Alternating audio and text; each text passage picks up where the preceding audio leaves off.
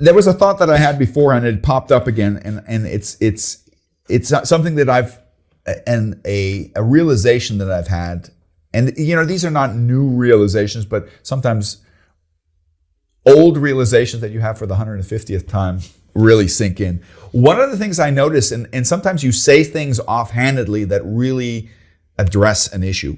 One of the things that I addressed in a workshop that we had, where people were talking, there was a lot of energy, there was a lot of different opinions, and I was listening because I was trying to perceive the different sides. One of the things that I find a reoccurring phenomenon in meetings is that a lot of times is wasted in meetings because you have different people with different interests that feel the need to communicate legitimately, rightfully so, their stance. And usually it starts off with, sometimes it's the department head who says, this is important to me. We should do something about it. We should do something about it. And then somebody raises their hand and says, yes, but, and then they say something completely different. Mm-hmm. And the department head is not listening. Mm-hmm. It feels, you're not responding to what I just said. Mm-hmm. I feel like you're not listening. I have to repeat myself. Mm-hmm. Do you know what is one reason why this happens? It's the word but. Maybe, but there we go. So what he says is, I have the feeling that they double down and they repeat themselves, and the person who said something says, no connection. They feel like, well, you're not listening to me, so I want to make sure that my point is heard, so they repeat themselves. And often you're in workshops where you have 10 different parties talking past one another. They might not even have a conflict, but they don't feel like you're listening. And one of the standard things I say is that we don't really speak. I don't believe that human beings are that adamant about being right all the time. No. I think what's more important to them is being heard. Yes. And they're willing to relinquish their opinion if the majority thinks something else, as long as they have the feeling, I've been respected in the process, you've actually listened to what I've said, mm-hmm. and the majority prefers something else for a legitimate reason that you share that I understand. That's kind of the challenge of communication. It's about the process of communication. That's why the model is called like this.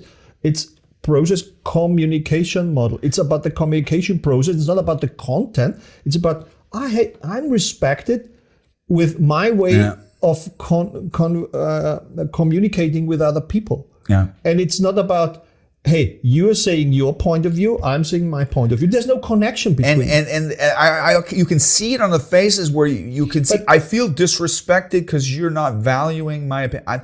They're not listening to your opinion. They're trying to get their opinion across. And the interesting thing is, it's not done intentionally. No. When you told the story, I had a situation in a seminar in mine. It was, I think, 5:00 p.m. Everybody was tired. It was in the winter. Outside it was dark. A lot of content, and there's one person starting a statement. So PCM. When I compare this to other models, like I had seen a long, complicated sentence. So my colleague heard the question. There was no question, and started an explanation as well, a long one. I was observing this and say, hey, I think there must be added something to this answer of these questions that never was asked. So I added something with a long sentence as well. This circle moved on for about 10 minutes. And then I realized, hey, now something in the facilitation is moving the wrong direction. You can literally see the people. Because the people are not involved, they're watching you go around in the carousel. So, and then I'm thinking about, now I'm going to apply PCM. So what's happening here? There was one participant with we call the be perfect driver of the thinker. Be perfect explanations. So for those of you who are confused with the vocabulary, don't worry, we're going to talk about where you can get training so that you can understand that in greater depth. But we'll get to that. So a complicated sentence. My colleague, again, a complicated sentence. Me, a complicated sentence. So you're adding like fuel to the fire. No, it's a virus infection. If one guy starts, you invite the other starting as well. So what I did, I'm using PCM. So I saw this person, complicated sentence means, okay, this person is the thinker flow. What does he need right now? It's a simple question. And I asked him, is there any questions that you want to have answered from us?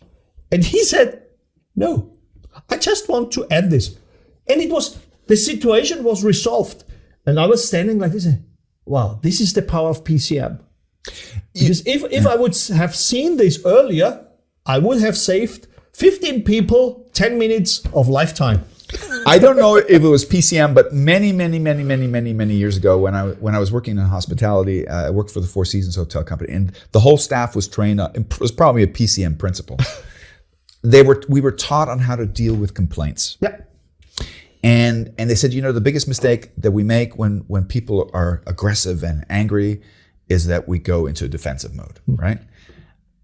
When all they really want is they want to be heard.